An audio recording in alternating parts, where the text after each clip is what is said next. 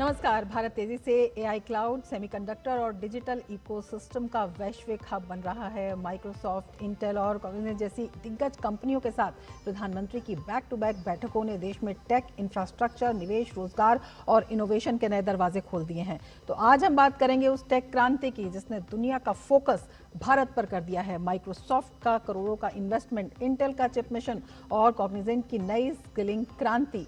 एक ही हफ्ते में दुनिया की 3 सबसे बड़ी टेक कंपनियों ने भारत पर अपना भरोसा दर्ज कराया है। एआई हो या क्लाउड, सेमीकंडक्टर हो या डिजिटल स्केल, भारत अब सिर्फ बाजार नहीं, ग्लोबल टेक फ्यूचर का केंद्र बन रहा है। वैश्विक पहचान के साथ देश के युवा, नौकरियां, स्टार्टअप और डिजिटल अर्थव्यवस्था को कैसे मिलेगी नई उड़ान, इसी पर हम आज करेंगे चर्चा। मैं हूं रमा त्यागी, मेरे साथ जुड़ेंगे खास मेहमान भी।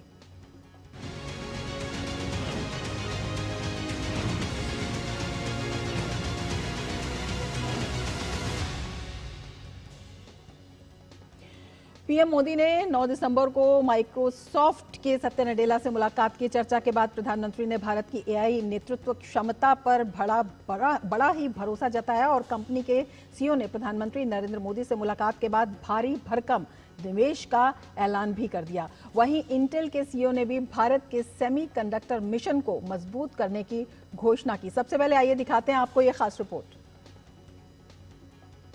भारत को आर्टिफिशियल इंटेलिजेंस का हब बनाने की दिशा में अग्रसर सरकार के प्रयासों को और ताकत मिलने जा रही है।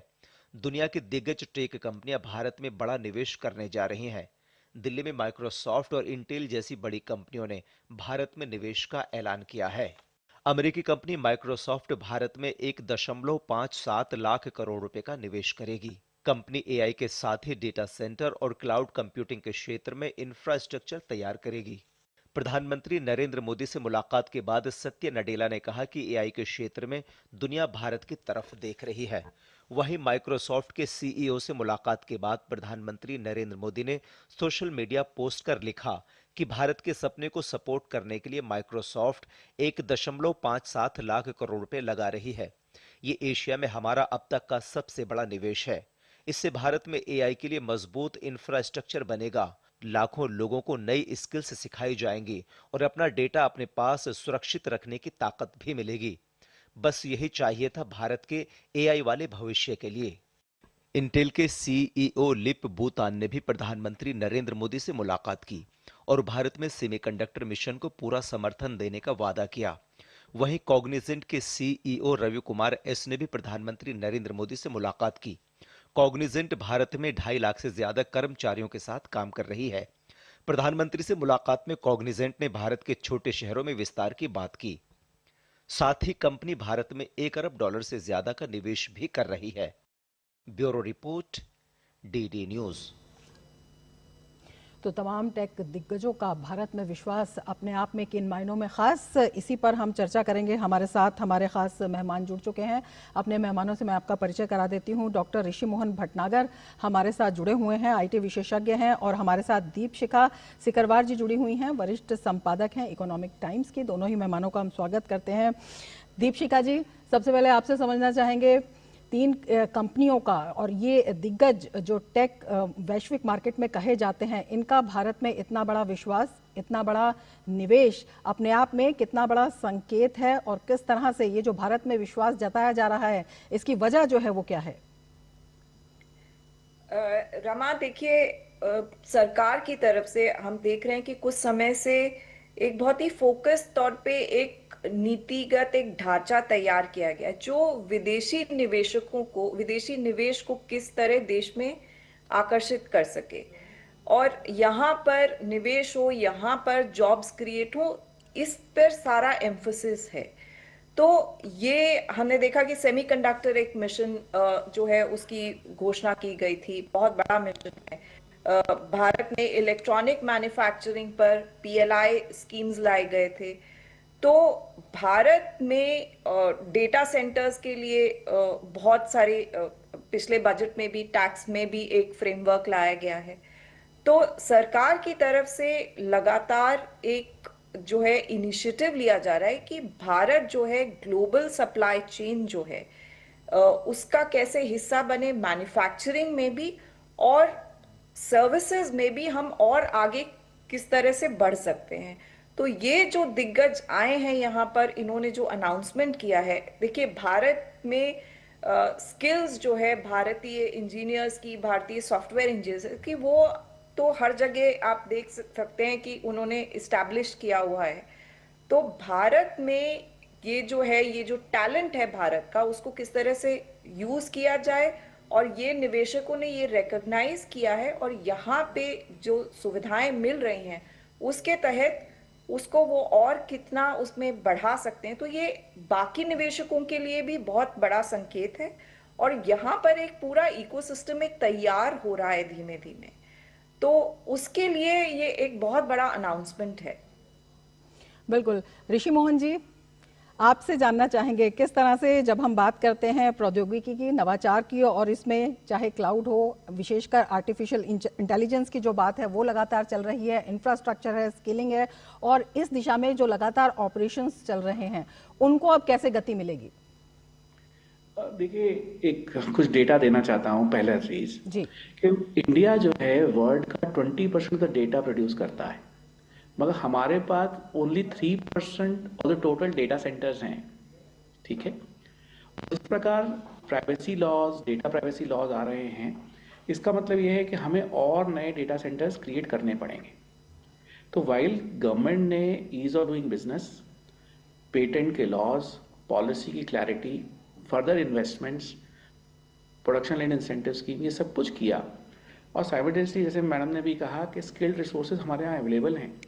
मैं एक और जो नई चीज़ हुई वो ये कि हमारे यहाँ रिक्वायरमेंट जो है, तो हम 20% डेटा जनरेट कर रहे हैं, और 3% डेटा सेंटर हैं हमारे पास। और फ्यूचर में जब हमारा डेटा प्रोटेक्शन लॉज वगैरह आएंगे तो इंडिया के अंदर हमारा डेटा रहे, इसकी भी जरूरत है। तो इन सभी ऑर्गेनाइजेशंस को इंडिया में डेटा सेंटर्स क्रिएट करने की भी जरूरत पड़ेगी। तो स्किल के साथ साथ जो इंफ्रास्ट्रक्चर रिक्वायरमेंट इंडिया की रिक्वायर्ड हैं वो भी इन्हें प्रोड्यूस करने के लिए जरूरत है। दूसरा, हम सब लोग ये जानते हैं कि इस समय ग्लोबली इमिग्रेशन के ऊपर इम्पैक्ट किया जा रहा है, चाहे वो यूनाइटेड स्टेट्स हो चाहे बाकी अदर कंट्रीज हो, वहां पर इमिग्रेशन को थोड़ा रिड्यूस करने की कोशिश कर रहे हैं। उसके तहत भी स्किल्ड मैन पावर जिस स्केल में किसी भी ऑर्गेनाइजेशन को चाहिए वो इंडिया में ही अवेलेबल है। तो इससे डेफिनेटली हमारे यहाँ जॉब्स क्रिएट होंगी, हमारे यहाँ इकोनॉमी में ग्रोथ आएगी, हमारा इंफ्रास्ट्रक्चर बढ़ेगा, और आर्टिफिशियल इंटेलिजेंस, सेमीकंडक्टर, जो इलेक्ट्रॉनिक मैन्युफैक्चरिंग, ये सभी चीजें जिसके अंदर हम लोग और प्रधानमंत्री जी और सरकार हमेशा चाह रही है कि अब हम इस मिशन को आगे की तरफ बढ़ाएं और इंडिया जो है ग्लोबल सप्लाई चेन का एक मेजर पार्ट हो पाए, उन सब में बहुत सपोर्ट मिलेगी। ये बहुत ही पॉजिटिव स्टेप है जिसको हम सब लोग आज देख पा रहे हैं। बिल्कुल। दीपशिखा जी, जब हम बात करते हैं कि भारत अब सिर्फ एक कंज्यूमर मार्केट नहीं है बल्कि टेक मैन्युफैक्चरिंग हब के रूप में जो है ग्लोबली सामने आ रहा है, तो इसका किस तरह से फायदा देश को मिलता दिखाई देता है, और किस तरह से जब एक वैश्विक पहचान की बात करते हैं और जिस तरह का वैश्विक घटनाक्रम है उसमें ये कितना महत्वपूर्ण हो जाता है?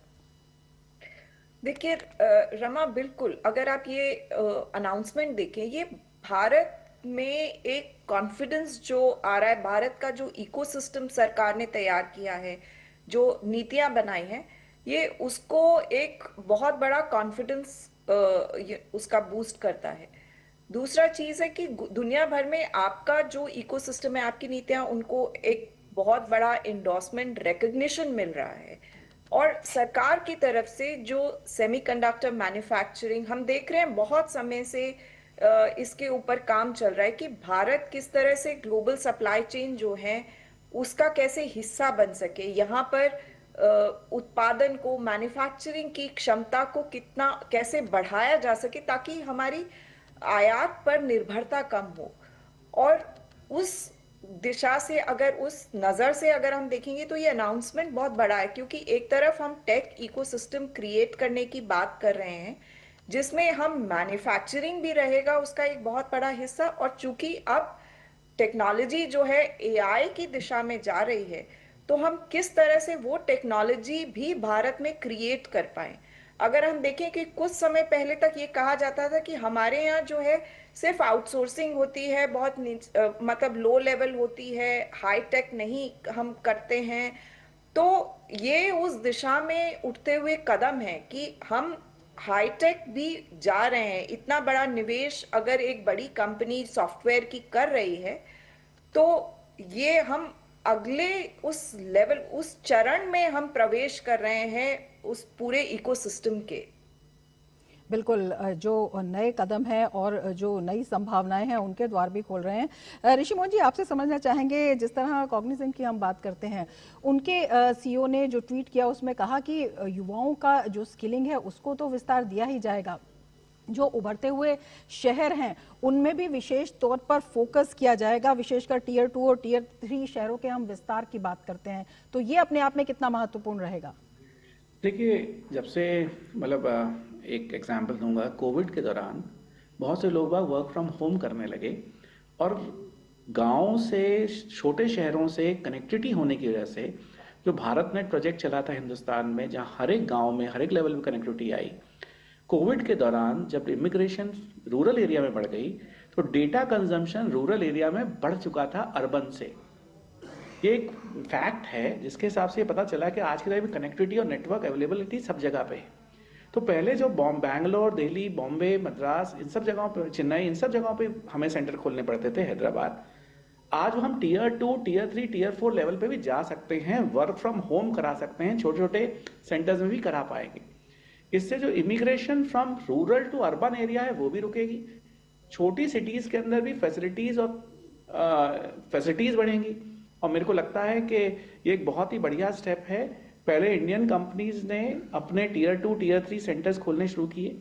आपको ध्यान होगा कि पहले जो था सब बैंगलोर, दिल्ली, मुंबई में ही और चेन्नई और हैदराबाद में सेंटर्स होते थे। फिर उसके बाद नागपुर, कोयम्बटूर, भुवनेश्वर, चंडीगढ़ इस लेवल पे आए। अब उससे नेक्स्ट लेवल पे जाएंगे, जो एस्पिरेशनल इंडिया है विद इंफ्रास्ट्रक्चर अवेलेबिलिटी, उनको जॉब भी वहीं मिल पाएगी। ये एक बहुत बड़ा स्टेप है। मुझे लगता है कि टोटल इकोनॉमी पे, हिंदुस्तान की पे बहुत पॉजिटिव इंपैक्ट करेगा, क्योंकि लोगों को नौकरी के लिए अब छोटी जगहों से, छोटे शहरों से दिल्ली या बॉम्बे नहीं आना पड़ेगा। इससे जो प्रेशर है अर्बन एरियाज में वो भी रिड्यूस होगा और ये एक अच्छा स्टेप है। ये शो करता है कि हमारा जो इंटरनेट अवेलेबिलिटी थी, जो हमने जो एक बैकबोन, प्रधानमंत्री जी कहा करते थे कि नई सिटीज जो हैं वो इंटरनेट जहां होगा, कनेक्टिविटी जहां होगी उसके साथ होंगी। ये अब प्रूव हो रहा है कि क्योंकि नेटवर्क हर जगह अवेलेबल हो गया, तो अब आपको कहीं पे बड़े शहरों में काम कराने की जरूरत नहीं पड़ेगी। तो ये बहुत पॉजिटिव स्टेप है। आई एम श्योर कि इस तरीके से इंडियन आईटी कंपनीज भी अपने सेंटर्स और नए रिमोट लोकेशंस पे, टियर 3, टियर 4 सेंटर्स पे खोलेंगे, सिटीज में खोलेंगे। बिल्कुल, इन्हीं कदमों पे हम बातचीत जारी रखेंगे, लेकिन वक्त हो चला है एक ब्रेक का। आप जुड़े रहिए डीडी न्यूज के साथ। LIC युवा प्रोफेशनल्स के लिए लाए हैं नवजीवन श्री। करें नियमित प्रीमियम का भुगतान, जीवन बीमा का आनंद लें, प्राप्त करें प्रीमियम के प्रतिशत पर गारंटीकृत एडिशंस, अपने वित्तीय लक्ष्यों के अनुरूप मैच्योरिटी पर गारंटीकृत धनराशि पाएं। मौजूदा पॉलिसी धारकों के लिए आकर्षक अतिरिक्त लाभ आज ही खरीदें। मेरी पसंद, मेरी पसंद, मेरी पसंद, मेरी पसंद, हमारी पसंद, हम सबकी पसंद। मजबूत देश का मजबूत सरिया हो गया स्टील। ब्रेक के बाद फिर से आपका स्वागत है और दो खास मेहमान हमारे साथ जुड़े हुए हैं। दीपशिखा जी, आपसे समझना चाहेंगे, भारत एक, अगर हम सेमीकंडक्टर चिप की बात करते हैं तो एक वाइब्रेंट इकोसिस्टम का लगातार निर्माण कर रहा है और इस दिशा में कदम भी उठाए जा रहे हैं। जिस तरह से ये दिग्गज कंपनियां अब जो है भारत के साथ पार्टनरशिप करने के लिए जुड़ी हैं, तो इसमें इस मिशन को कितनी रफ्तार मिलेगी और इससे जो देश की आत्मनिर्भरता है वो अपने आप में कितनी महत्वपूर्ण हो जाती है? देखिए, जैसा कि रमा, मैं पहले भी कह रही थी कि सरकार की तरफ से एक मैन्युफैक्चरिंग इकोसिस्टम तैयार करने की कोशिश की गई। काफ़ी उसके लिए मेजर्स लिए गए, PLI लाया गया, कॉर्पोरेट टैक्स जो था उसको काटा गया, ईज ऑफ डूइंग बिजनेस किया गया, सेमीकंडक्टर एक मिशन अनाउंस किया गया है, AI के दिशा में बहुत काम हो रहा है। तो जब हम ग्लोबल सप्लाई चेन्स की बात कर रहे हैं, उनका हिस्सा बनने की बात कर रहे हैं, उसमें हम जो भी करेंगे उस पूरे इकोसिस्टम को लाने के लिए सर्विसेज को भी उतना ही बढ़ावा देने की जरूरत है। और अब जिस तरह का हमने देखा, ये 3 दिग्गज जो आए हैं, क्योंकि आजकल जब हम टेक्नोलॉजी की या मैन्युफैक्चरिंग की बात करते हैं तो सिर्फ गुड्स की बात नहीं होती है, एक पूरा उसमें गुड्स और सर्विसेज दोनों शामिल होता है। और ये जो कदम है, ये जो बड़े टेक दिग्गज अब आ रहे हैं, ये पूरा ही एक इकोसिस्टम लेकर आएंगे। तो ये भारत के लिए एक बहुत ही मैं कहूंगी कि एक वाटरशेड मोमेंट है कि हम उस दिशा में बहुत आगे जा रहे हैं। और एक बहुत ही इम्पोर्टेंट ये स्टेप रहेगा उस पूरे इकोसिस्टम को डेवलप करने के लिए, कि जब दोनों चीजें हो रही हैं, आप सेमीकंडक्टर आपने मिशन लाया है, आपका चिप मैन्युफैक्चरिंग में इन्वेस्टमेंट आ रहा है, और अब यहाँ पर इसके तहत एआई सर्विसेज, आप सारी इकोसिस्टम को यहाँ पर लेकर आ रहे हैं। तो भारत जो है एक बहुत बड़े ग्लोबल टेक्नोलॉजी सप्लाई के तहत एक बड़े शक्ति के रूप में उभर सकता है। बिल्कुल, ये अपने आप में काफ़ी महत्वपूर्ण हो जाता है। ऋषि मोहन जी, इसी को आगे बढ़ाएंगे और इसी में आपसे पूछना चाहेंगे कि किस तरह से इसे देखा जाए। जब 2030 तक दुनिया के शीर्ष 5 बाजारों में भारत को भी एक देखा जा रहा है, तो उम्मीदें जो हैं वो काफ़ी बढ़ गई हैं, और रणनीतिक रूप से भी ये कितना अहम है? रमा जी, देखें, 4 स्टेप्स होते हैं किसी भी कंपोनेंट मैन्युफैक्चरिंग के। अब आप मोबाइल का एग्जांपल ले लें, तो कंपोनेंट्स कहीं और मैन्युफैक्चर होते थे, हम यहाँ सिर्फ असेंबल करते थे। अब उनमें से और कुछ टेस्ट करते थे, टेस्टिंग करी, असेंबल किया। अब हमने कंपोनेंट्स इंडिया में मैन्युफैक्चर करने शुरू करे, और कंपोनेंट मैन्युफैक्चर करने के बाद हमने मैन्युफैक्चर के बाद उसे असेंबल भी किया। मगर इसके बाद एक और बड़ी चीज़ होती है, जो होती है डिज़ाइन। अब इंटेल का इंडिया में आने से, जो हम पहले सिर्फ टेस्ट, असेंबल या सिर्फ कंपोनेंट्स को मैन्युफैक्चरिंग करना शुरू कर रहे थे, अब हम उसके लेवल पे इन चिप्स को डिज़ाइन करना शुरू करेंगे। और चिप्स की डिज़ाइन के साथ साथ हम मोबाइल का या किसी भी इलेक्ट्रॉनिक मैन्युफैक्चरिंग का डिज़ाइन भी इंडिया में लेकर आ पाएंगे। तो ये एक स्केल होता है, एक लेवल होता है, इवोल्यूशन होता है। तो इवॉल्व होते होते अब हम फाइनल स्टेज पे आ रहे हैं, जहां पर हम टेस्टिंग, असेंबलिंग, कंपोनेंट मैन्युफैक्चरिंग, अब कंपोनेंट मैन्युफैक्चरिंग के बाद कंप्लीट डिज़ाइन कर पाएंगे। ठीक है, और ये जो डिज़ाइन लेड ग्रोथ होगी, वो डिज़ाइन लेड ग्रोथ से हम नए नए तरीके के कंपोनेंट, नए नए तरीके के डिवाइसेस क्रिएट कर पाएंगे। अब इंडिया में उस लेवल की कैपेबिलिटीज आ जाएंगी। मतलब एक लो एंड जॉब थी, जैसे आईटी इंडस्ट्री में भी पहले हम कैसे आउटसोर्सिंग करा करते थे, और आउटसोर्सिंग करके बॉडी शॉपिंग किया करते थे। उसके बाद हम कंप्लीट प्रोजेक्ट्स करने लगे। धीरे धीरे हम आगे बढ़ के अब हमारे अपने प्लेटफॉर्म्स आ गए, उन प्लेटफॉर्म्स को वर्ल्ड यूज करने लगा। इसी तरह से इलेक्ट्रॉनिक मैन्युफैक्चरिंग के केस में जो हम सब कंपोनेंट्स इंपोर्ट करते थे, उन इंपोर्ट कंपोनेंट्स के साथ हम उन्हें इंडिया में सब असेंबल और टेस्ट करते थे, अब हम उसके बाद अब इसे डिजाइन भी करेंगे। ये एक बहुत बड़ा स्टेप है कंप्लीट इवोल्यूशन के अंदर। किसी भी चीज की प्रोडक्ट के डिजाइन में आने में हमारे लिए एक बहुत बड़ा काम हुआ। जितनी कंपनीज आ रही हैं, ये सिर्फ एक जॉब्स देना एक काम नहीं, क्योंकि सेमीकंडक्टर की इंडस्ट्री में, क्योंकि हाईली सोफिस्टिकेटेड टेक्नोलॉजी का काम है, इसमें number of people getting jobs might not be like an IT service. बिल्कुल, ये अपने आप में काफी इतने लाखों लोगों को मिल जाएगी जॉब, ऐसा शायद नहीं होगा। बेहद क्वालिटी ऑफ जॉब होगी, वो बहुत अच्छी रहेगी। बेहद अहम जानकारी आप दे रहे हैं। दीपशिखा जी, आपसे भी ये समझना चाहेंगे, अगर हम चिप निर्माण की बात करते हैं और जिस तरह से जो तमाम आयाम है उन पर काम किया जा रहा है, उसको देखते हुए लगता है कि चिप निर्माण में वैश्विक रूप से जिस तरह से चाइना का, ताइवान का बोलबाला है, तो उस पर जो निर्भरता है वो काफ़ी कम हो पाएगी, और अगर वो हो पाती है तो उसके क्या कुछ दूरगामी परिणाम होंगे? बिल्कुल, देखिए, कोशिश सरकार की ये है कि हमारी निर्भरता जो है आयात पर कम हो, और हम आत्मनिर्भर बने।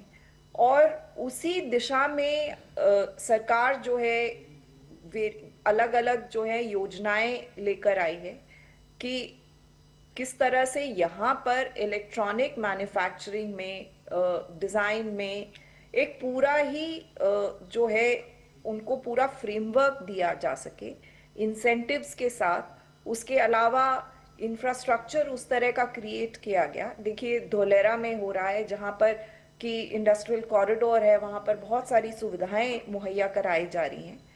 तो सारी कंपनीज को, जो बड़े बड़े इस क्षेत्र की कंपनीज हैं, चाहे चिप में, चाहे सॉफ्टवेयर में, हार्डवेयर हो या सॉफ्टवेयर हो, दोनों को यहाँ लेकर के आया जाए ताकि हम एक बहुत बड़े सप्लायर के रूप में विश्व में उभर सके।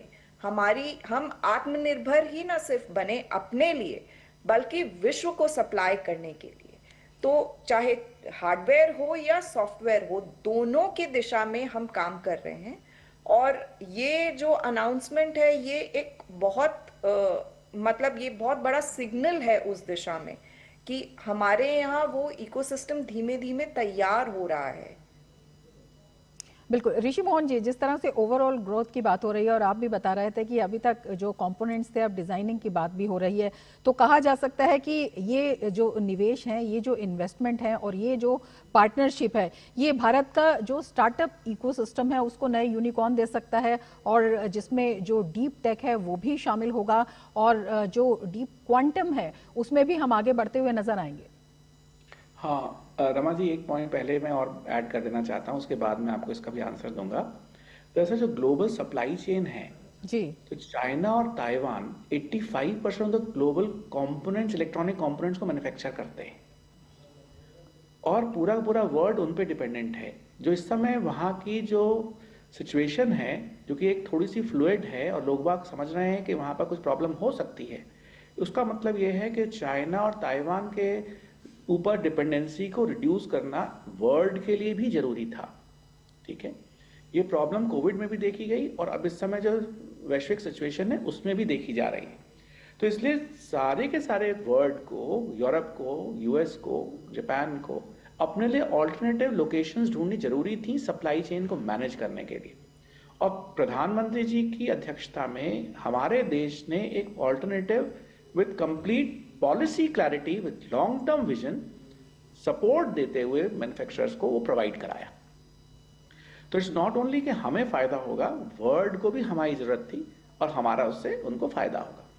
अब क्योंकि कंपोनेंट मैन्युफैक्चरिंग, डिजाइन हमारे देश में होने लगेगा, मैन्युफैक्चरिंग हमारे देश में होने लगेगी, तो हमारे कई स्टार्टअप्स, मैं बहुत से स्टार्टअप्स के साथ काम करता हूं, कई स्टार्टअप्स को अपना फर्स्ट डिजाइन अगर उन्होंने खुद किया है तो उसे मैन्युफैक्चर कराने के लिए ताइवान भेजना पड़ता था या चाइना भेजना पड़ता था, या किसी छोटी सी लैब में 2 कंपोनेंट 3 कंपोनेंट्स मैन्युफैक्चर करा के उन्हें आगे बढ़ना पड़ता था।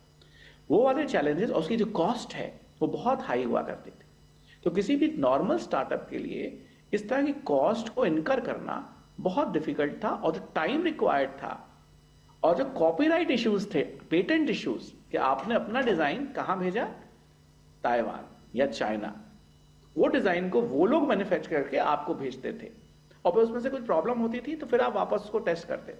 तो टाइम ड्यूरेशन, कॉस्ट और आपका जो कॉपीराइट या पेटेंट था उसके ऊपर जो थेफ्ट का या चेक था, वो जो रिस्क था वो बहुत हाई था। इन तीनों चीजों से हम बच पाएंगे।